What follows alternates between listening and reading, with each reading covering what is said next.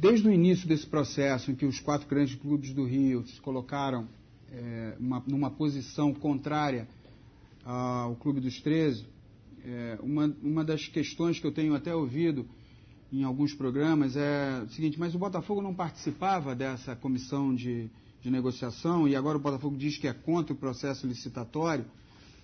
E mais do que oportuna a minha presença aqui no programa e esse debate com vocês, para que efetivamente eu possa explicar, porque inclusive no dia daquela nossa coletiva em que estávamos todos juntos, eu esperava que a imprensa me fizesse essa pergunta e essa pergunta não foi feita, né? E a gente pode esclarecer esses pontos aqui agora. Eu acho que tem uma questão de tempo que é importante a gente colocar.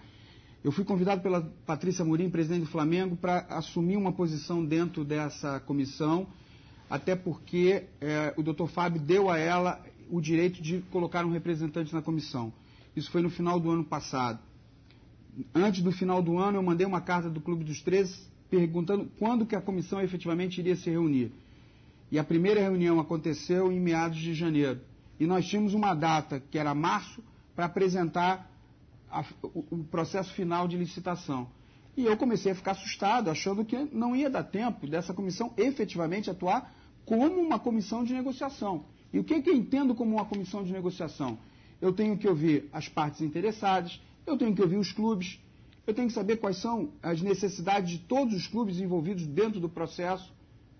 Por quê? Porque a minha necessidade é uma, a necessidade do Flamengo é outra, a do Palmeiras é outra e assim por diante. Ou seja, era um trabalho altamente complexo e não foi o que efetivamente aconteceu.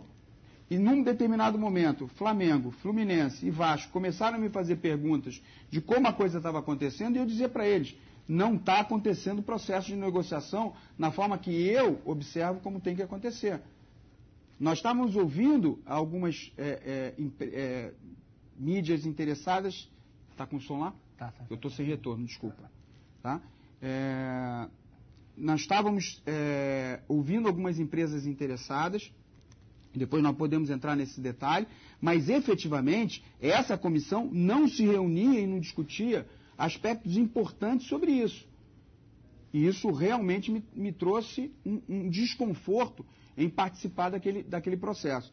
E no frigir dos ovos, quando a decisão tinha que ser tomada, e essa comissão se reuniu no máximo 4, 5 vezes em São Paulo, eu disse para os representantes do Clube do Rio de Janeiro: não estou confortável, o processo não é um processo de concorrência, o processo está levando a uma retirada de emissoras importantes dentro do processo, nós não estamos aqui aumentando o preço, nós estamos tirando gente da concorrência e nós vamos para um processo que, na minha opinião, é prejudicial aos clubes.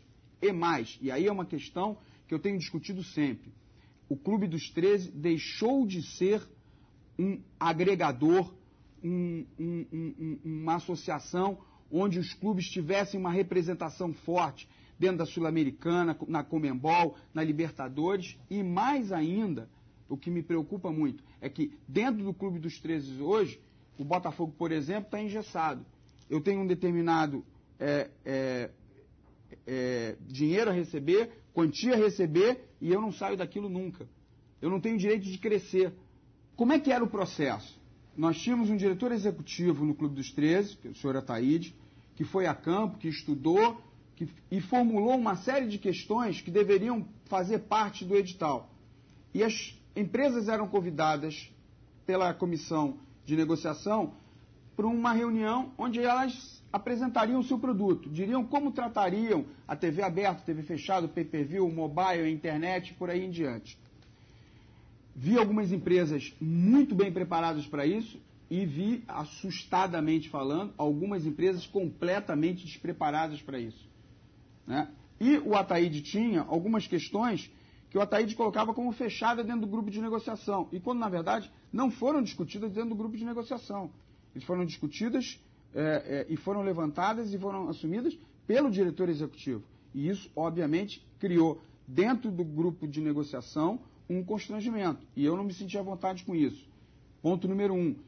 Pedir algumas vezes reuniões internas nossas para que nós pudéssemos discutir esses assuntos.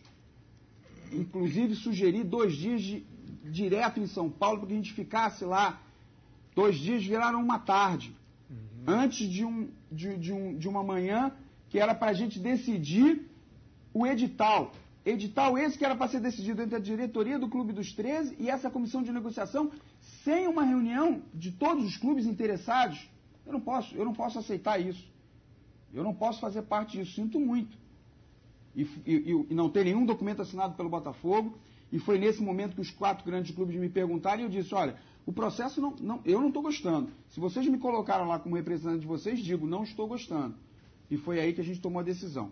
Então, o que eu posso dizer para você hoje é o seguinte, hoje o Botafogo tem uma equipe de executivos, seja comercial, seja de marketing, seja financeiro, seja de jurídico, que tem capacidade de negociar muito melhor os direitos do Botafogo do que dentro do Clube dos 13.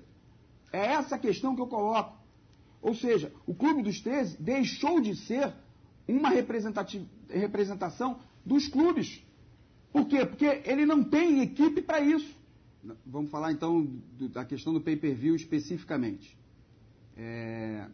Hoje, o que acontece? Você tem um preço mínimo fixo e você tem uma variável que é medida ao longo da temporada.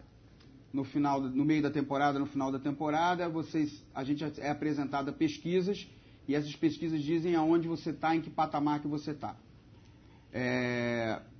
Quando você negocia os valores fixos, tem uma divisão e essa divisão, ela dentro do Clube dos 13 está engessada.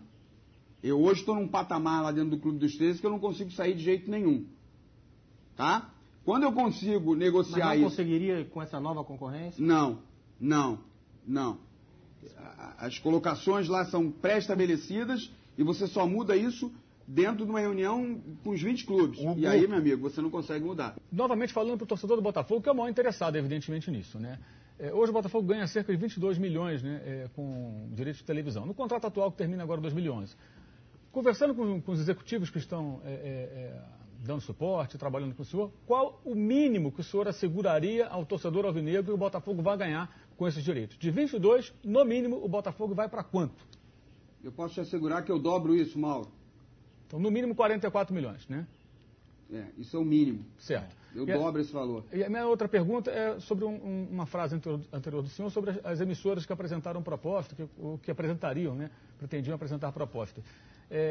Quais seriam essas emissoras que não têm expertise, que não poderiam transmitir por isso, na sua visão, ou teriam dificuldades? É só você ligar a televisão, dar uma zapiada, você vai ver quem faz programa esportivo, quem não faz, quem tem futebol na sua grade, quem não tem. Seria mais quem tem equipe própria de televisão, de futebol, quem não tem. Seria mais interessante o senhor responder do que eu tirar uma conclusão a quem está em casa. Por isso que eu quero fazer a pergunta. Eu queria concluir. Quais são essas emissoras e se, por esse motivo, em hipótese alguma, seja qual for a cifra que essa empresa, que essa emissora apresente, o senhor não vai negociar. Digamos que essa empresa sem expertise ofereça uma quantidade absurda de dinheiro. Nem assim tem conversa com o Botafogo? É assim que funciona? Vamos lá. Oferece um batalhão de dinheiro. Eu ponho um batalhão de dinheiro aqui hoje. Eu tenho um produto para ser desenvolvido durante 3, 4, 5 anos, depende do contrato que eu vou fazer. Né? Aonde aparece meu produto? De que forma meu produto é levado para o público? Quantas pessoas assistem? Porque uma coisa é o dinheiro que você recebe da televisão. A outra coisa são as verbas suplementares que advêm desse dinheiro. Você vende mais produtos, você vende mais sócio-torcedor, você põe mais gente no seu estádio, você vende mais produto oficial, você vende patrocinador da sua camisa. No meu caso específico, eu tenho um estádio que eu preciso trazer receita nova. Então, ou eu levo isso em consideração, ou eu estou morto. Essa é uma questão que a gente tem que levar, e é muito clara, e é muito tranquila, e é muito transparente. Agora, vou responder a tua pergunta. O telespectador dá uma zapiada na sua televisão, ele vai ver quem faz futebol e quem não faz. Quem tem 5, 6, 7 programas diários esportivos, quem tem equipe própria, quem tem expertise na área e tem, como é que se diz, Tem know-how. Tem currículo. Né? Quem já fez futebol e parou por quê? Qual era a audiência que se tinha? Essas questões são fundamentais. Então, isso não é tangível, pode não ser para alguns. Presidente, eu posso concluir que essa emissora é a TV Record e que o senhor não negociará com a Record em hipótese alguma, é isso? É o que eu estou concluindo. Porque a TV Record não tem transmissão de futebol. Ela tem programas esportivos, ela transmite outras modalidades, tem os Jogos Olímpicos, é a grande interessada junto com a TV Globo, é a grande adversária da TV Globo, o Brasil inteiro sabe disso, né? Mas não tem, de fato, hoje uma equipe que transmita futebol. Então, já que o senhor não disse diretamente, eu estou concluindo, imagino que o amigo fã de esporte também em casa, que a emissora é a TV Record. Então, eu vou insistir na pergunta. A TV Record, se é realmente essa emissora, mesmo que apresente uma proposta financeiramente espetacular, muito acima dos 44 milhões, por exemplo, que o Botafogo inicialmente almeja alcançar, não tem negociação por essa questão, digamos assim, de falta de expertise. Seria isso? Quem apresentar proposta para o Botafogo vai ser analisada por esse grupo executivo que hoje representa o Botafogo nessas negociações.